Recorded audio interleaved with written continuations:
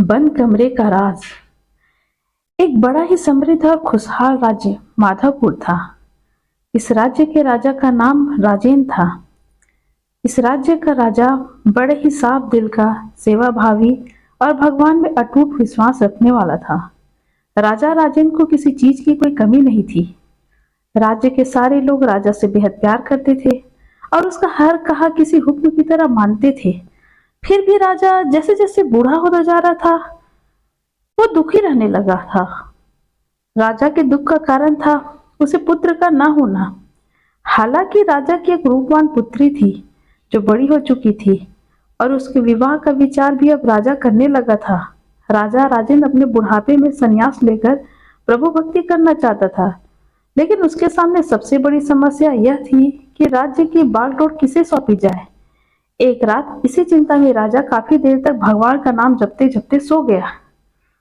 उस रात राजा को सपने में भगवान का साक्षात्कार हुआ और उसे उसकी सारी समस्याओं का समाधान मिला। सवेरे उठते ही राजा राजेंद्र ने बड़े प्रसन्न मन से एक सभा बुलाई और ऐलान कर दिया कि उसके महल के दरवाजे पर कोई भी पहला आदमी आएगा, उसी से राजकुमार की शादी की जाएगी और उसे ही राज्य का राजा घोषित किया जाएगा। सभी लोग जो सभा में मौजूद थे, राजा का ऐसा अजीब ऐलान सुनकर काफी अचंभित हुए। लेकिन सभी लोग जानते थे कि राजा राजेंद्र बिना बात के ऐसा कोई भी मूर्खतापूर्ण काम नहीं करेगा। इसीलिए उन्होंने राजा को ऐसा करने का कारण पूछा। राजा ने अपने रात के सपने के बारे में सबको बताया तो सबके मन का संदेह दूर हो गया। राजा के ऐलान कर तुरंत पालन किया गया और थोड़ी ही देर बाद सैनिक एक युवक को सभा में लेकर आए जो मैले पुराने कपड़े पहने हुआ था। राजा राजेंद्र के ऐलान के अनुसार गरीब लड़के को राजा बना दिया गया। राजकुमारी से उसकी शादी भी कर दी गई। कुछ ही दिनों में बूढ़ा राजा अपना सब कुछ त्याग करके प्रभु भक्ति के लिए सन्यासी बनकर जंगलों में चला गया। धीरे धीरे नए राजा ने राज्य का सारा भार संभाल लिया और बड़े अच्छे से शासन करने लगा। राजमहल में एक गुप्त कमरा था जिसके दरवाजे पर एक बड़ा सा ताला लगा रहता और उस ताले की चाबी नया राजा हमेशा अपने पास संभाल कर रखता। हर हफ्ते एक दिन राजा उस कमरे का ताला खोलता और आधे एक घंटे उसमें बिताने के बाद फिर से उसे ताला लगा देता। उस चाबी को राजा कभी किसी को छूने भी नहीं देता। अगर कोई उसे छूने की कोशिश करता तो राजा गुस्सा हो जाता। सेनापति, खजांची और सभी मंत्री बड़ी जिज्ञासा के साथ उस कमरे में क्या हो सकता है ये जानना चाहते थे।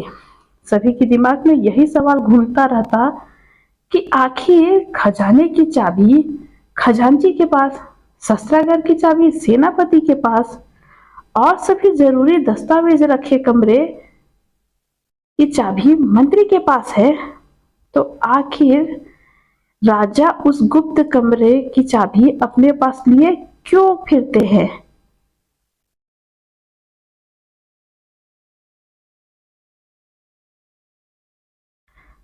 और आखिर उसमें क्या ऐसी कीमती चीज है जो राजा किसी को बताते नहीं? इन सभी के लाख कोशिशों के बाद भी राजा ने कभी भी उन्हें उस कमरे में क्या है उसके बारे में नहीं बताया। इन सभी ने जाकर इस बात की खबर रानी के कानों तक पहुंचा दी।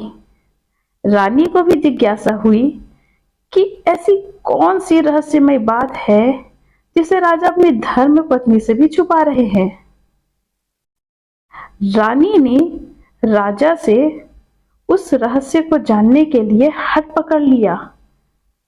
रानी ने खाना पीना सब त्याग दिया। आखिरकार स्त्री हट के आगे राजा को हार माननी पड़ी।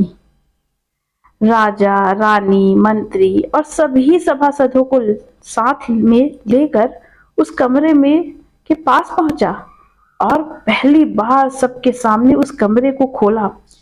सभी देखकर हैरान थे कि आखिर उस कमरे में कुछ भी नहीं था सिवाय एक फटे पुराने कपड़े के जो दीवार पर टंगा हुआ था। मंत्री ने फटे कपड़े को अपने हाथ में लेते हुए राजा से कहा, महाराज, यह तो इस फटे कपड़े के सिवा कुछ भी नहीं है। तब राजा ने कहा, यही तो मेरा सब कुछ है। जब जब मुझे किसी वस्तु का घमंड होने लगता है या जब मैं अपने आप को दूसरों से उत्तम समझने लगता हूँ, तब तब मैं इस कमरे में आकर अपने इन फटे पुराने कपड़ों को देखता हूँ।